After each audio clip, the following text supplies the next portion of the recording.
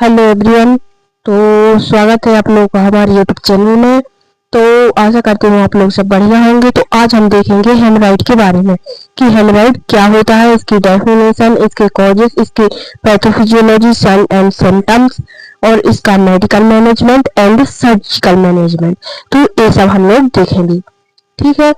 तो सबसे पहले हम लोग हेमराइड की डेफिनेशन देखेंगे कि हेमराइड क्या होता है। हेमराइड जिसे हम लोग क्या बोलते हैं कि जिसमें इसमें होता ये है कि जो रेक्टस और एनस रहता है उसमें जो वेल रहती है ना, उसमें सूजन हो जाती है। तो जिससे यहाँ पे एक उभार सा निकल आता है, जिसे अपन लोग आम बोलचाल की भाषा में बवासीर भी बोलते हैं। तो सबसे पहले इसकी देखेंगे डेफिनेशन। तो मैंने इसको हिंदी और इंग्लिश दोनों में बताने की कोशिश की है। तो सबसे पहले हम लोग हेमराइड की डेफिनेशन देखेंगे, ठीक है। तो डेफिनेशन में है कि इंग्लिश में सबसे पहले देखेंगे haemorrhoid are swollen and inflamed when in the rectum and anus that cause discomfort and bleeding। तो इसका मतलब है कि बवासीर जो है वो मलाशय और गुदा, जिसे एनस बोलते हैं, कि नसों में होने वाली सूजन है जिसके कारण दर्द और रक्तस्राव होता है। तो इसमें क्या होता है कि ये जो सूजन टाइप की होती है रेक्टस के नीचे, उसमें रक्तस्राव होता है और दर्द होता है, ठीक है। तो इसके बाद हम देखेंगे इसके कॉजेस। तो कॉजेस में क्या है कि क्रोनिक कॉन्स्टिपेशन के मतलब किन किन कारणों से हेमराइड होता है। तो इसमें है क्रोनिक कॉन्स्टिपेशन, जैसे ज्यादा समय तक कब्ज बना रहना, और इसमें है स्ट्रेनिंग ड्यूरिंग बोवेल मूवमेंट, मतलब कि सोच के समय जोर लगाना। जैसे कि किसी किसी को कब्ज रहता है तो वो सोच के समय पर बहुत जोर लगाते हैं, इससे हेमराइड होने की चांस बढ़ जाती है। और ड्यूरिंग बोवेल मूवमेंट में बढ़ जाते हैं। और pregnancy and low fibre diet, pregnancy में क्या होता है कि प्रेगनेंसी के टाइम पर जो प्रेशर मतलब वहां पे दबाव ज्यादा बढ़ जाता है, इसकी वजह से हेमराइड हो जाता है। और भोजन में फाइबर की कमी से क्या होता है कि जो फाइबर होता है वो भोजन को पचाने में हेल्प करता है, जिससे इजीली डाइजेस्ट हो जाता है। लेकिन अगर भोजन में फाइबर नहीं होंगे तो वो कब्ज की शिकायत बना देते हैं, जिससे हेमराइड होने की चांस रहते हैं। फिर इसमें पैथोफिजियोलॉजी देखते हैं, जिसे रोग क्रिया विज्ञान कहते हैं। तो इसमें होता है कि increase intra abdominal pressure causes the anal cushion to engorge with blood. तो इसमें क्या होता है कि पेट के अंदर बढ़ता दबाव गुदा क्षेत्र की रक्त वाहिनियों में खून भर देता है। जो पेट के अंदर दबाव बढ़ता है वो गुदा जो होता है, एनस जिसे बोलते हैं, कि रक्त वाहिनियों में खून भर देता है, जो एक उभार टाइप का निकल आता है, उसे कहते हैं। और क्या है कि इसमें है supporting converting tissue weak in level to the displacement और प्रोलैप्स ऑफ दिस पेन। तो इसमें क्या होता है, सहायक ऊतक कमजोर हो जाते हैं, जिससे ये नसें अपनी जगह से खिसक कर बाहर आ जाती है। तो जब ज्यादा जोर पड़ता है या फिर कोई ऊतक कमजोर होता है, टिश्यू वीक होता है, तो वो भी नसों को कमजोर कर देता है, जिससे नसें बाहर आ जाती है, ठीक है। तो उसके बाद साइन और सिम्टम्स देखेंगे कि हेमराइड में कौन कौन से साइन एंड सिम्टम्स देखे जाते हैं। तो इसमें क्या क्या देखने को मिलता है हेमराइड जब होता है। तो इसमें है व्हाइट रेड ब्लीडिंग, शौच के दौरान चमकदार लाल खून आना। तो उसमें क्या होता है कि उसमें प्योर ब्लड रहता है, हेमराइड जब बनता है तो उसमें प्योर ब्लड रहता है, जिससे लाल खून आता है, चमकदार रहता है, तो समझ जाओ कि हेमराइड हुआ है।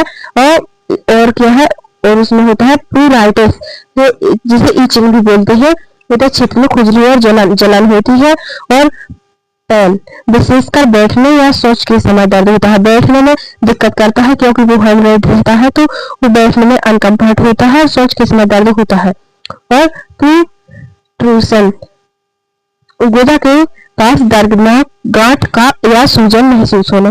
तो ये क्या होता है कि यहाँ पे गांठ बन जाती है, जो वो वहाँ की पेन होती है वो बाहर निकल आती है, जिससे वहाँ गांठ बन जाती है।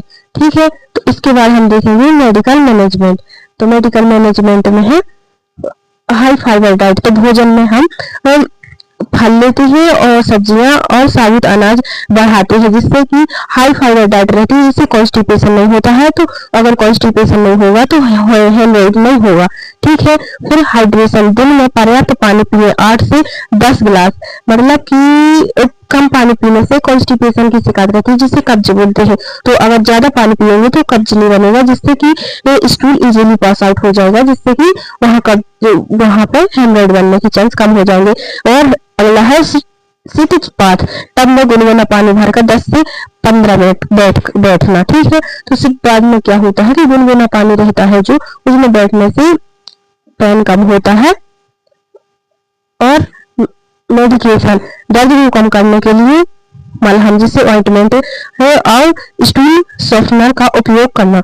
जैसे कि दर्द को कम करने के लिए जो ऑइंटमेंट यूज करते हैं, जैसे डाइक्लोफेनिक हो गया, डाइक्लोफेनिक और स्टूल सॉफ्टनर क्यों देते हैं, क्योंकि जो स्टूल कड़ा हो जाता है तो वो उसको यूं लगाने की में दिक्कत पड़ती है, जिससे वो जो हेमरेज रहता है उससे ब्लीडिंग होने की चांस रहती है।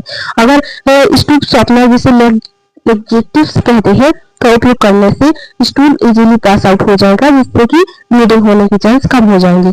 फिर है सर्जिकल मैनेजमेंट।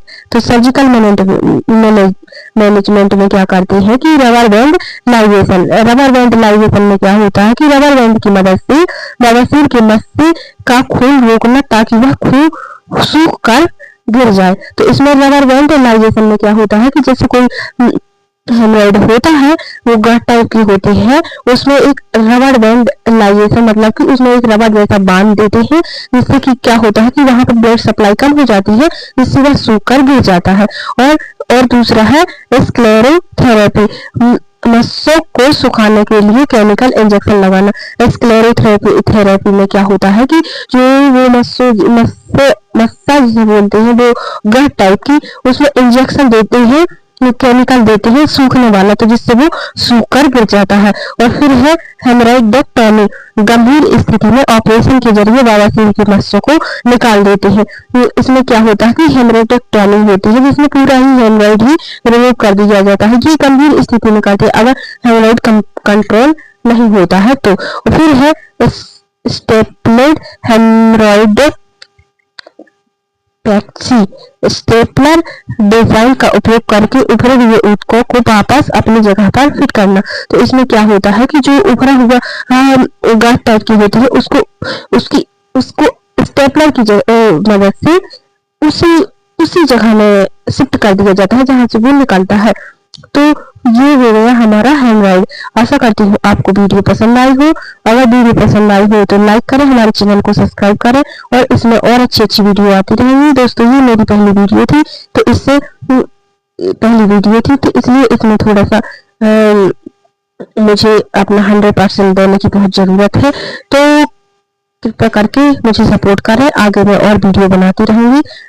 धन्यवाद।